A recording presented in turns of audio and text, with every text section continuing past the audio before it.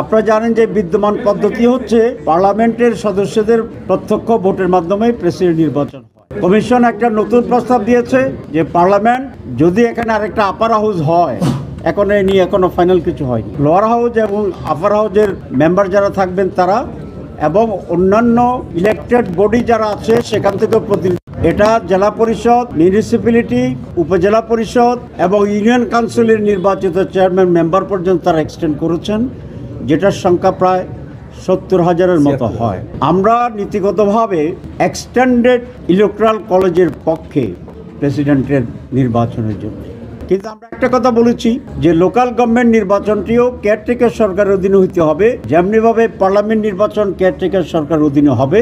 কারণ ইলেকশন যদি প্রপার না হয় তো তাহলে যারাই হবেন তারা তো জনপ্রতিনিধি হবেন না। সেই জন্য ওই কেয়ারটেকার সরকার দিনে পার্লামেন্ট এখন লোকাল গভর্নমেন্টের নির্বাচনে জনগণের প্রতিনিধিত্বমূলক যে সদস্যরা থাকবেন তাদেরকে নিয়ে এক্সটেন্ডেড ইলেকট্রাল কলেজ হবে for the election of the president of this country. এটা আমরা নীতিগতভাবে একমত হয়েছি। তবে 2/3-এর চেয়ে বেশি লোকেই এই মতের সাথে একমত আছে। ফাইনাল কনক্লুশন হয়নি। আর আমরা বলেছি যে আমরা এখানে খুব শক্ত অবস্থানে নেই।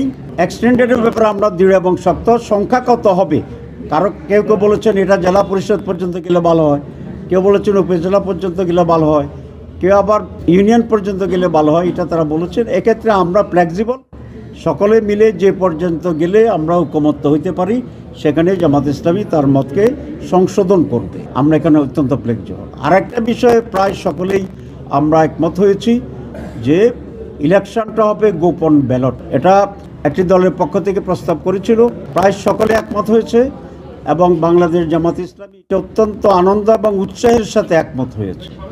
তো দুইটা কেন বললাম শব্দ, যে বাংলাদেশ জামাত ইসলামী তার শুরু থেকেই আমাদের অভ্যন্তরীণ সকল নির্বাচন গোপন ব্যালটে অনুষ্ঠিত হয়।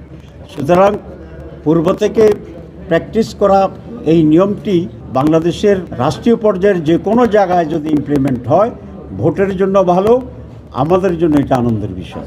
আমরা রাষ্ট্রপতি এবং প্রধানমন্ত্রীর ক্ষমতার ভারসাম্য চাই। এই এজেন্ডাটি আমাদের প্রস্তাবের ভিতরে আছে, সেটা এখনো আলোচনার এজেন্ডা হয়নি। আলোচনার এজেন্ডা যখন হবে তখন আপনাদের কাছে আমাদের। For more update, follow us on Facebook, subscribe our YouTube channel, get the latest update on www.daily-sun.com.